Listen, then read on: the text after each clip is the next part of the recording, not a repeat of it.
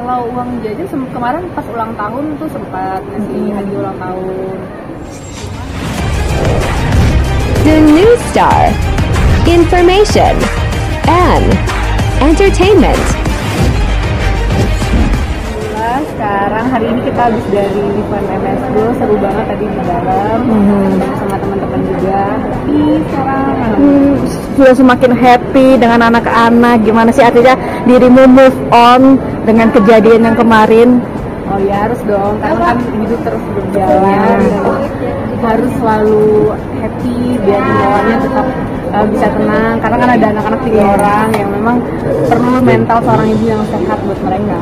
Orang tua, saudara, teman-teman, sahabat juga selalu ada, guru-guru juga.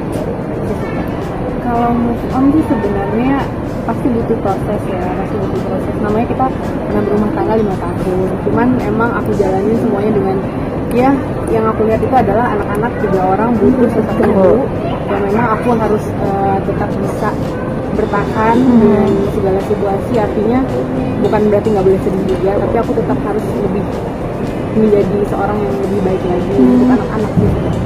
Menghilangkan rasa traumatiknya seperti apa? Banyak selalu ngikutin hal-hal positif, ke pengajian, terus ikutin hobi juga. Biar lagi udah mulai aktif anggar lagi, udah mulai aktif anggar. Kemarin sempat ke Singapura juga ikut anggar. Seru karena aku mengenang 5 tahun yang lalu aku pernah jadi atlet anggar.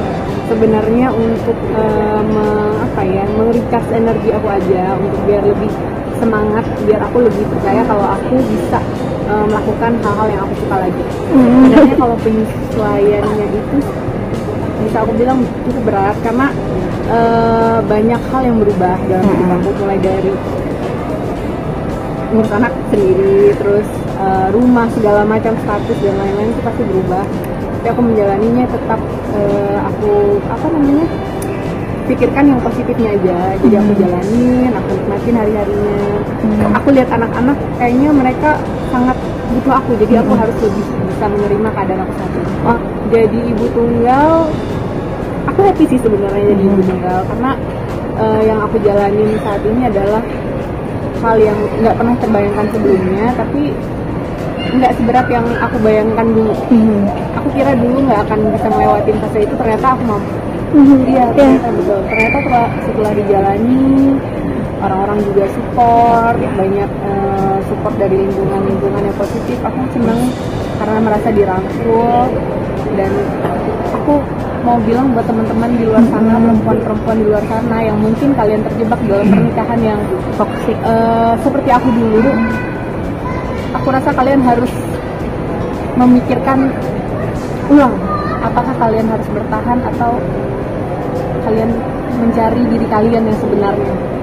Seperti kayak mungkin nggak langsung bisa menemukan diri aku yang hilang itu, tapi aku berusaha untuk mencari jati diri aku lagi. Aku berusaha untuk lebih baik lagi. Aku berusaha melihat bahwa di depan sana ada masa depan yang menanti aku sama anak-anak aku. Aku yakin hidup ini kan berjalan terus. Ada 5 tahun lagi, ada 10 tahun lagi, ada 15 tahun lagi, dan aku yakin di depan sana akan ada masa depan yang mungkin udah menunggu kami gitu. Lu sama anak-anak ya yang pasti aku berharap semoga anak-anak aku sehat, menjadi anak-anak yang pintar, yang soleh, yang solehat. Persiapan Ramadan, sebenarnya persiapan Ramadan ini aku agak takut sih, karena kan ini pertama kalinya aku Ramadan sendirian kan, jadi memang berbeda sama Ramadan lainnya. Jadi aku ya lagi mempersiapkan itu sih, cuman yang aku persiapkan ya pasti kayak berdoa, ya Allah semoga nanti di buka puasa pertama aku kuat, aku bisa menghadapi situasi aku dan aku bisa bahagia. Untuk perceraian sudah sudah berjalan prosesnya, dan sekarang lagi proses sidang. Nanti akan ada agenda pembuktian saksi ya dari pihak aku.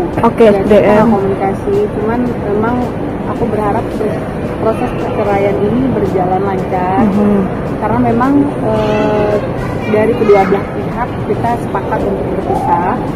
Jadi aku berharap aku bisa menemukan hal baik, dia juga bisa menemukan hal baik, ya kita sama-sama bisa saling menjadi yang lebih baik. Kondisi anak-anak sendiri aku nggak bisa bilang 100% baik, karena kan yang mungkin yang terlihat ya baik secara kasat mata, tapi belum tentu kan di dalamnya. Cuman aku berusaha untuk tidak ada trigger.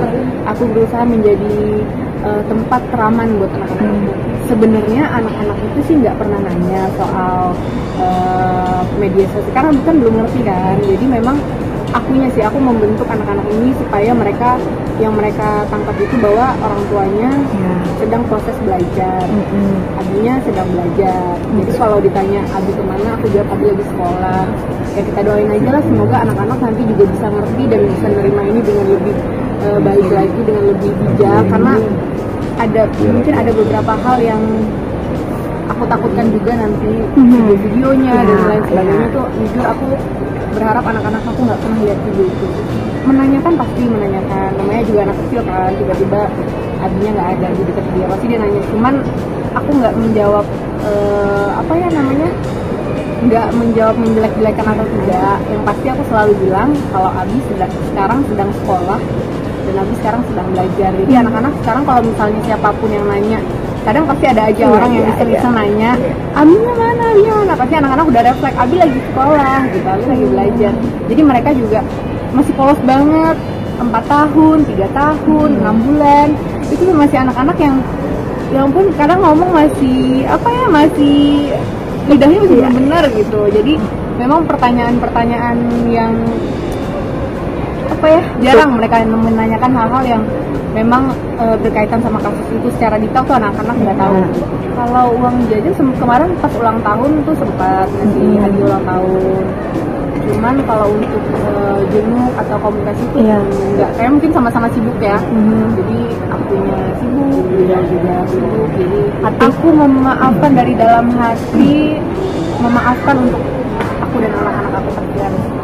Karena aku yakin dengan aku memaafkan, aku akan melangkahnya lebih ringan. Jadi aku nggak nyimpan dendam sama sekali, aku nggak pernah marah sama mereka. Aku memaafkan, tapi aku tidak pernah ingin